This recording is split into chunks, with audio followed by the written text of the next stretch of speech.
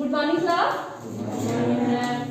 तो आज हम रिवीजन करेंगे हिंदी व्याकरण के पाठ 20 वाक्य भेद। इससे पहले ऑनलाइन आपने वाक्य भेद पढ़ा है, ठीक है। तो वाक्य किसे कहेंगे हम लोग? Very good. शब्दों का ऐसा समूह जिसका कि कोई अर्थ हो, ठीक है। शब्दों का ऐसा समूह जो कि कोई सार्थक अर्थ देता हो, उसको हम कहेंगे वाक्य। तो वाक्य क्या होगा? शब्दों का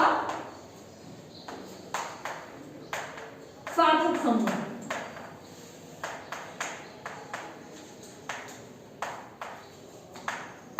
सार्थक समूह। सार्थक का मतलब क्या होगा बच्चों? जिसका कि कोई अर्थ हो, ठीक है।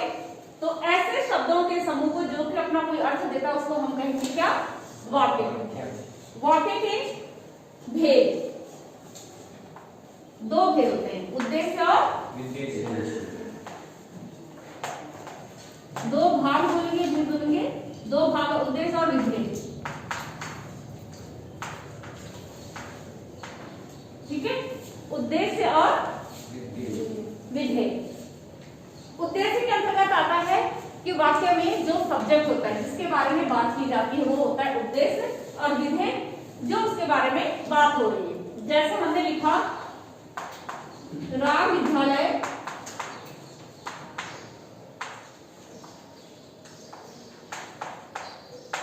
जाता है, ठीक है। राम विद्यालय जाता है, ठीक। किसके बारे में बात हो रही है? राम। तो राम क्या हो गया? उद्देश्य। और जो भी उसके बारे में कहा जा रहा है वो क्या है? विधेय। तो आप बात समझ गए, उद्देश्य और विधेय क्या हो गया? सेंटेंस में सब्जेक्ट हमेशा क्या होता है? उद्देश्य। और उसके बाद में जो बात की जाती है प्रेडिकेट होता है, वो क्या होता है? विधेय। क्लियर हो गया इतना सबको बच्चों? इतना सब समझ गए? ये हो गए वाक्य के घटक। अगर आपसे पूछा जाए कि वाक्य के घटक कितने होते हैं, तो कितने होते हैं? दो होते हैं। कौन कौन से होते हैं? उद्देश्य और विधेय। उद्देश्य क्या होता है? सब्जेक्ट को मैंने आपको समझाया। आप लोग कैसे लिखेंगे कि वाक्य में जिसके बाद जिस व्यक्ति या वस्तु के बारे में बात की जाए वो क्या है? उद्देश्य। और जिसके जो बात उसके बारे में की जाए वो क्या हो गया? विधेय। तो आप प्रॉपर ढंग से लिखेंगे ना कि विधेय में, वाक्य में उद्देश्य के बारे में जो कुछ भी कहा जाए, फॉलो योर टाइम टेबल। आपको मैसेज रिवर्स हो गया। अब मैं टाइम टेबल नहीं किया तो नहीं ना, ठीक है। तो उद्देश्य के बारे में जो कुछ भी कहा जाता है वो क्या होगा? विधेय, ठीक है। इतना सब समझ गए?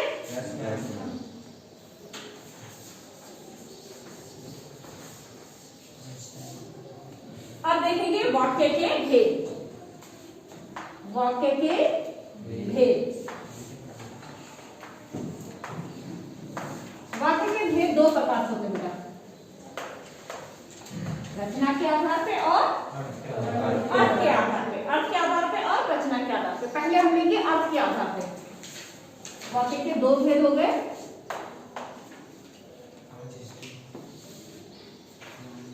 ये अर्थ के आधार पर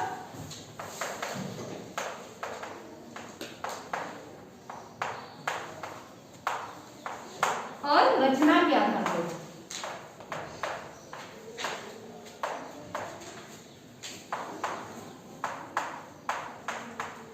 ठीक है बच्चों?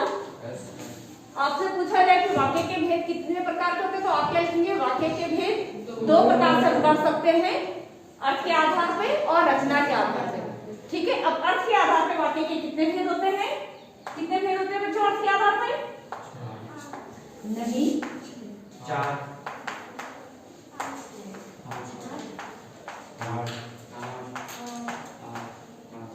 कोई भी एक नंबर को साइड रखेंगे। यहाँ अर्थ के आधार पर वाक्य भेद है ना।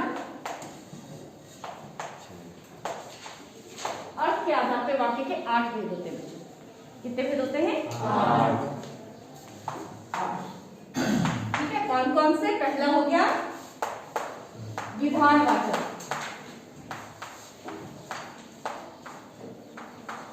सेंटेंसेस पढ़े, सिंपल सेंटेंस पढ़ा है, तो सेंटेंस पढ़ा है, क्या होता है उसमें?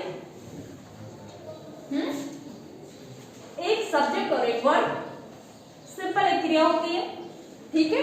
तो विधानवाचक यानी कि जिन वाक्यों में क्रिया के करने या होने का सामान्य कथन हो, यानी एक हमारा कर्ता हो, एक क्रिया हो और क्रिया सामान्य ढंग से चल रही हो, उसको क्या कहते हैं? विधानवाचक। तो विधानवाचक क्या हुआ कि जहां पर जो है क्रिया, जिन वाक्यों में क्रिया करने या होने का कथन सामान्य हो, यानी क्रिया सामान्य ढंग से संपन्न हो रही, उसको क्या कहेंगे हम? विधानवाचक। दूसरा है निषेधात्मक।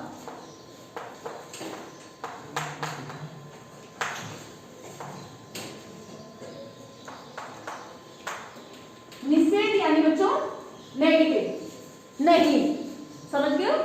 तो नेगेटिव सेंटेंस क्या होते हैं? जिनमें नो हो, नहीं हो, ठीक है।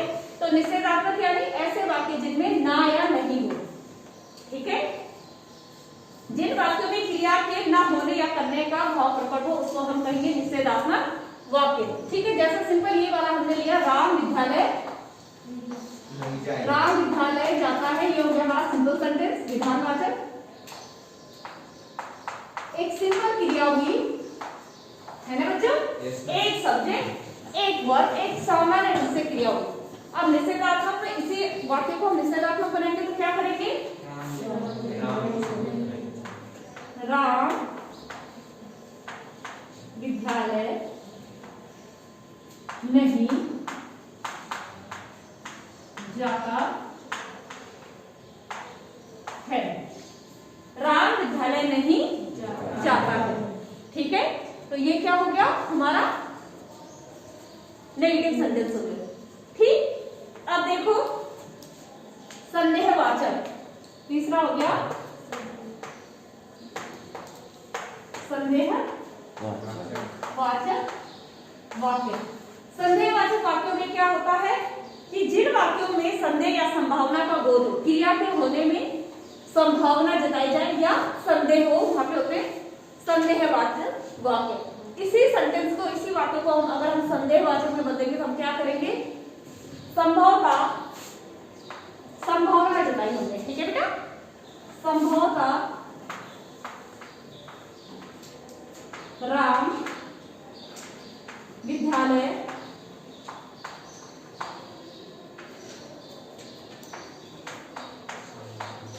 जाता होगा, संभवतः राम विद्यालय जाता होगा, यानी हमने संभावना जताई। मेरी बात समझ में आई? जहां क्रिया के होने में संभावना जताई जाए या संदेह हो, उसको कहेंगे संदेहवाचक, ठीक है। इसके बाद है प्रश्नवाचक।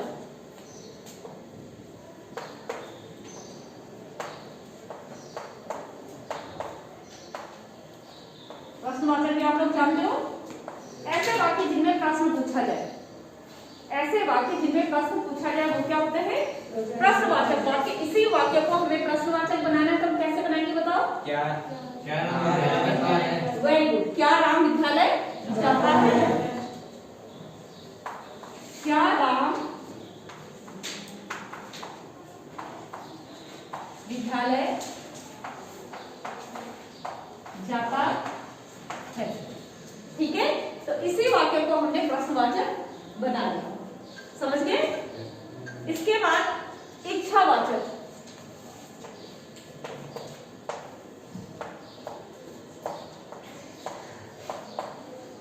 इच्छावाचक वाक्य, इनके अंतर्गत जो है 2-3 तरह के वाक्य आते हैं, ठीक है।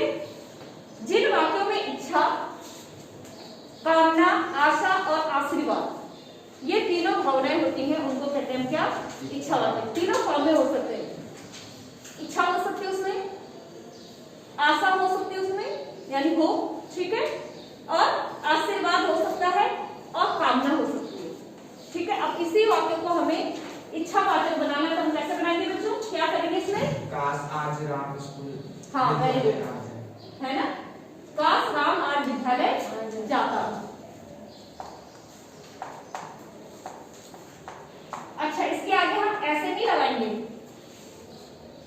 ऐसे लगाएंगे तो क्या हो जाएगा? विस्मयादि बोधक, जब हम इसे इच्छावाचक बनाए तो हम सिर्फ कॉमा लगाएंगे। अंतर समझ में आया? सिर्फ कॉमा लगा के कर देंगे, काश राम आज विद्यालय जाता।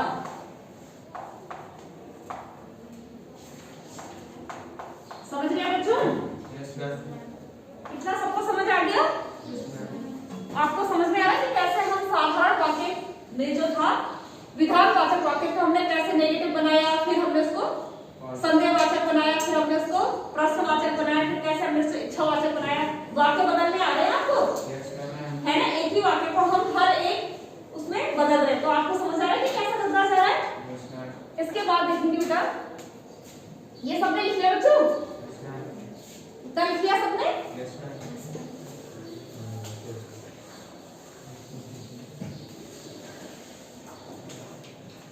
अब है आज्ञावाचक, ठीक है?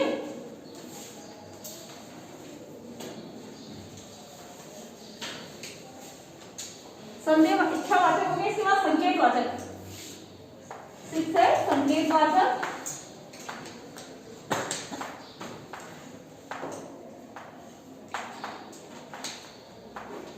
संकेतवाचक में क्या होगा कि इसमें बेटा 2 क्रियाएं होंगी, ठीक है?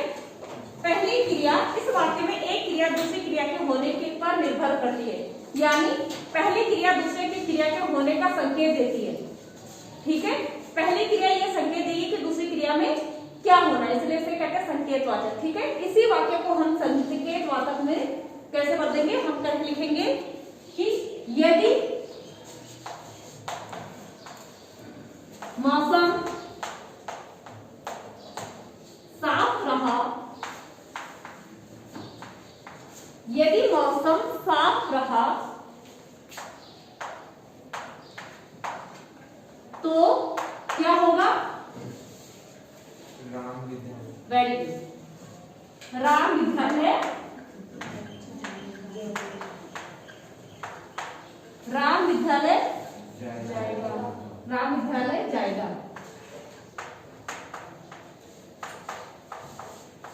ठीक है बच्चों? तो संकेतवाचक समझ में आया? पहली क्रिया ने दूसरी क्रिया के होने की ओर संकेत किया कि यदि मौसम साफ रहा तो क्या होना है? राम ने विद्यालय जाना। संकेतवाचक समझ गए? अब देखो आज्ञावाचक।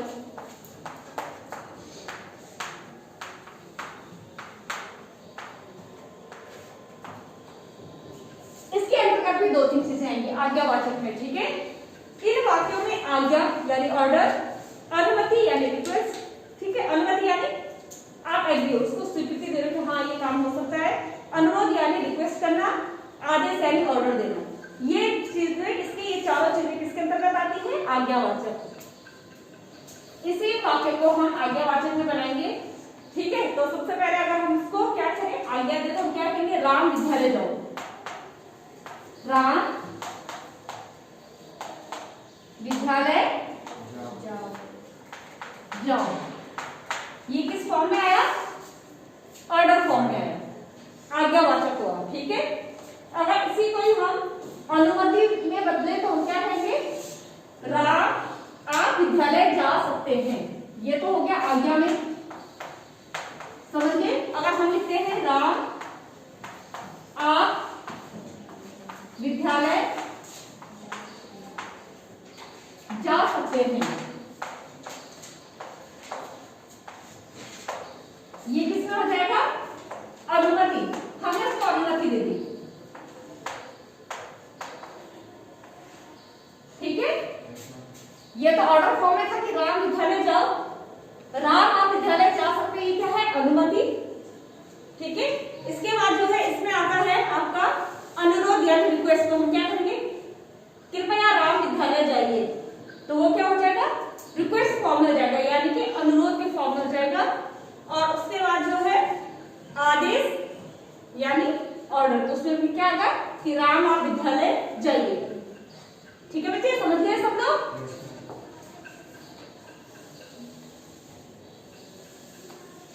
अब है विस्मयादि बोधक बच्चों।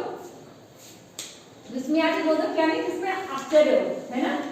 जिन वाक्यों में विस्मय यानी आश्चर्य का भाव प्रकट हो,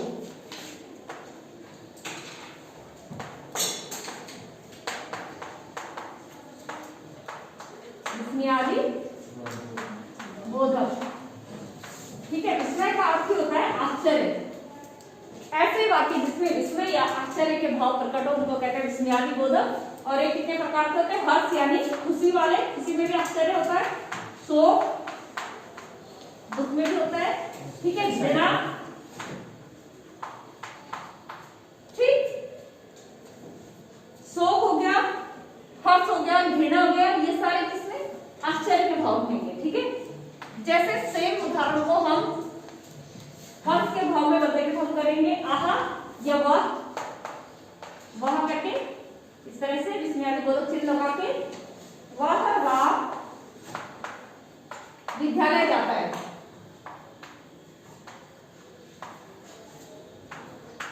ठीक है बच्चों, ये कौन से वाले भाव आया इसमें? खुशी वाला, हर्ष वाला, वह राम विद्यालय जाता है। अगर शोक के भाव में इसको लिखा है तो कैसे लिखेंगे? हाय राम विद्यालय जाता है, तो ये शोक का भाव हो जाएगा, है ना।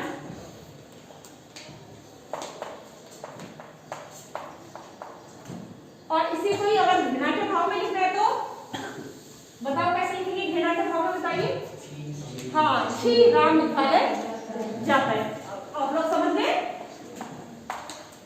तो ये अर्थ के आधार पे वाक्य के भेद थे कितने प्रकार के? 8 प्रकार से अर्थ के आधार पे वाक्य के भेद मैंने आप लोगों को बताया। तो आप लोग इसको परिवर्तित कर लोगे।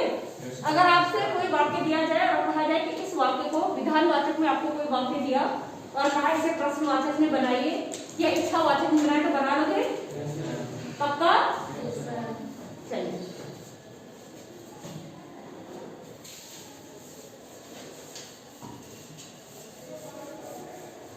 अब हम देखेंगे रचना के आधार पे वाक्य के भेद। किसके आधार पे? रचना के आधार पे वाक्य भेद।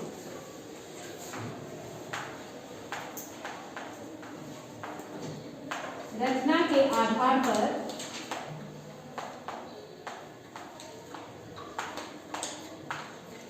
वाक्य भेद। बच्चों, रचना के आधार पे वाक्य के भेद 3 प्रकार के होंगे। ठीक है, कौन कौन से होंगे? सरल वाक्य,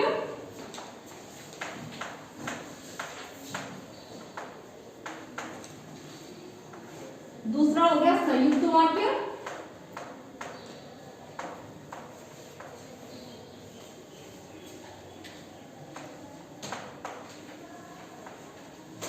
और थर्ड हो गया मिश्र वाक्य या मिश्रित वाक्य।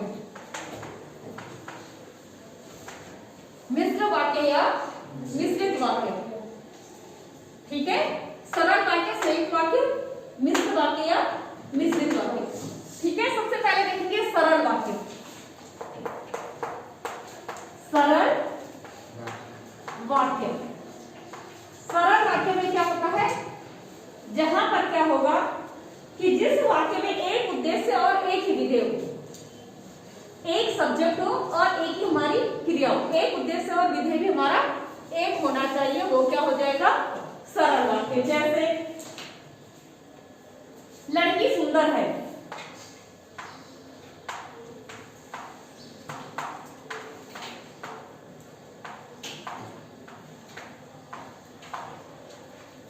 एक सब्जेक्ट है और एक विधेय है, एक सब्जेक्ट एक विधेय, सरल वाक्य। ठीक, संयुक्त वाक्य, जिस वाक्य में समानता के आधार पर दो वाक्य आपस में जुड़ेंगे। दो सरल वाक्य समानता के आधार पर किसी योजक द्वारा, किंतु, परंतु, और, की, ताकि, ऐसे योजकों द्वारा आपस में जुड़ जाए, उसको क्या कहेंगे हम लोग? संयुक्त वाक्य। संयुक्त वाक्य में क्या होगा? दो सरल वाक्य जुड़ेंगे। ठीक है बच्चों, समानता के आधार पे दो सरल वाक्य योजक द्वारा जुड़ेंगे।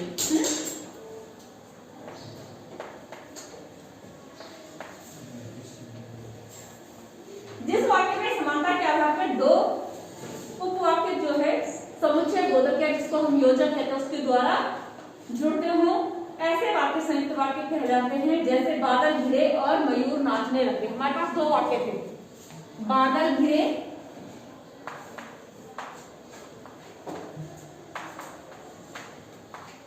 ठीक है। दूसरा वाक्य है मयूर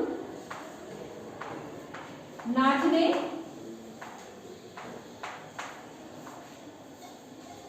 लगे। ठीक है, ये दोनों सरल वाक्यों को हमें आपस में जोड़ना है। हम क्या करेंगे बच्चों? Very good. योजक लगाएंगे क्या? और उसको समुच्चय बोधक भी कहते हैं। ठीक है, अब ये क्या हो गया? यहां से यहां तक, यहां से यहां तक के संयुक्त वाक्य बन गया। ठीक है, दो सरल वाक्य आपस में समुच्चय बोधक या योजक द्वारा जुड़े और एक वाक्य बन गए, तब क्या हो कहलाया? ये संयुक्त वाक्य। ठीक, तो सरल वाक्य, एक उद्देश्य एक विधेय। ठीक, संयुक्त वाक्य दो उपवाक्य समानता के आधार पर किसी योजक द्वारा आपस में जुड़ते हैं, एक वाक्य का निर्माण करते हैं, वो हो जाता है संयुक्त वाक्य। ठीक, अब देखेंगे मिश्र वाक्य, मिश्र या मिश्रित वाक्य। ठीक है, इसको मिश्रित भी लिखा गया है या कहीं मिश्र भी लिखा है। इसमें क्या होता है? जिस वाक्य में एक प्रधान उपवाक्य तथा दूसरे क्या होते हैं, उस पे आश्रित उपवाक्य होते हैं, उसको कहते हैं मिश्रित उपवाक्य। ठीक है, एक प्रधान उपवाक्य यानी कि एक मुख्य उपवाक्य होगा और जो है दूसरा उस पे आश्रित होगा, बिना उसके वो अपना कोई अर्थ नहीं बताएगा, वहां पे क्या होता है? मिश्रित उपवाक्य। जैसे सभी जानते हैं कि,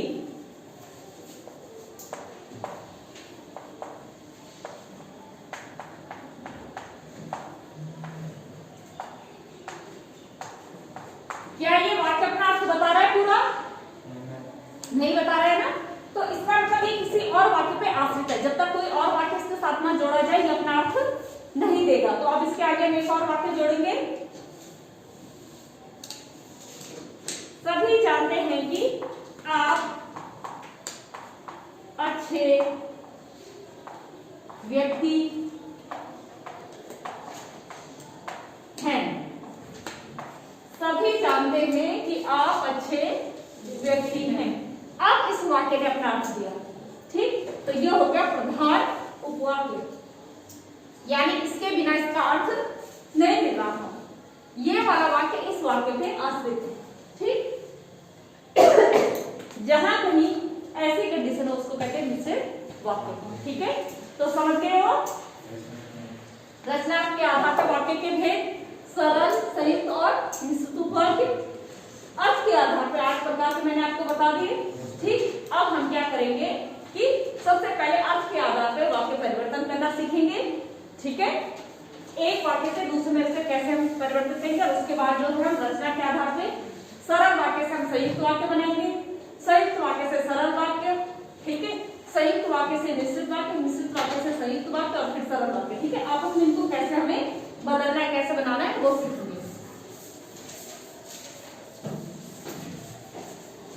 और बेटा होमवर्क में आप लोग क्या करेंगे कि आप लोगों के पाठ्य पुस्तक के पीछे, ठीक है, इस तरीके से अभ्यास दिए गए सरल वाक्यों को बदलने के लिए। ठीक है, जैसे आपके पास जो है प्रश्न नंबर 2 दिया गया है, निम्नलिखित वाक्यों को मिश्रित वाक्यों में बदलिए। निम्नलिखित वाक्यों को आपको किसमें बदलना है?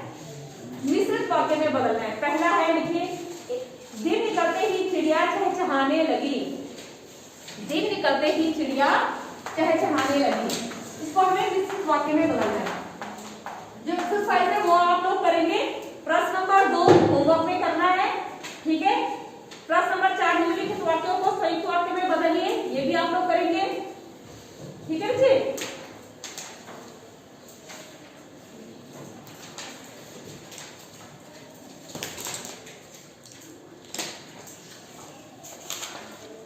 जो आपको नहीं आएगा वो बता देंगे। ठीक है, जो नहीं आएगा वो पूछ लेंगे, लेकिन प्रश्न नंबर 2 और प्रश्न नंबर 3 आप होमवर्क में करेंगे। प्रश्न नंबर 2, 3, 4 और 5 निम्नलिखित वाक्यों को सरल वाक्यों में बदलेंगे। तीनों प्रश्न, प्रश्न नंबर 3, प्रश्न नंबर 4 और प्रश्न नंबर 5 होमवर्क में आप लोग करेंगे। ठीक है, अपनी पाठ्य पुस्तक से।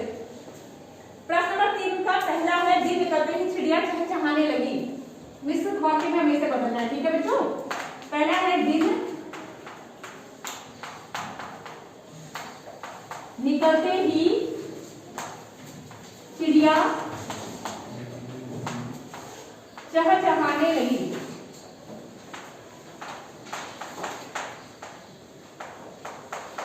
कैसे बदलेंगे बेटा इसको मिश्रित वाक्य में? हमें इसको ऐसे उपवाक्यों में तोड़ना है, ठीक है, कि जिसमें जो है एक उपवाक्य दूसरे उपवाक्य पे आश्रित हो जाए। ठीक, तो क्या करेंगे बताओ? दिन निकलते ही चिड़िया चहचहाए। नहीं, कुछ ऐसा बनाओ कि जो है एक वाक्य अपना पूरा अर्थ न दे सके। सभी जानते हैं दिन निकलते ही चिड़िया चहचहाने लगती है। इस वाक्य को बदलना हम क्या करेंगे? जैसे ही दिन निकला, दिन निकला, अब इसका अपना अर्थ पूरा नहीं है, इसका मतलब आधा और हमें जोड़ना है तभी अपना पूरा अर्थ देगा। तो जैसे ही दिन निकला चिड़िया, समझे मेरी बात? चहचहाने लगी। समझ गए? चलिए दूसरा वाला आप खुद करेंगे। मैं दौड़ में प्रथम आने वाले विद्यार्थी को जानता हूँ। मैं दौड़ में प्रथम आने वाले विद्यार्थी को जानता हूँ। करण नेगी, इसको मिश्रित वाक्य में कैसे बदलेंगे? यस बेटा, करण नेगी आप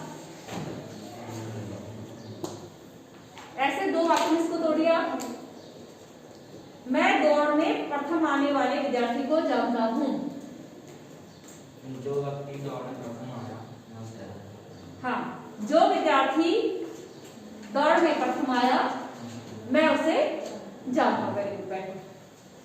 शाम होने पर हम खेलने जाएंगे।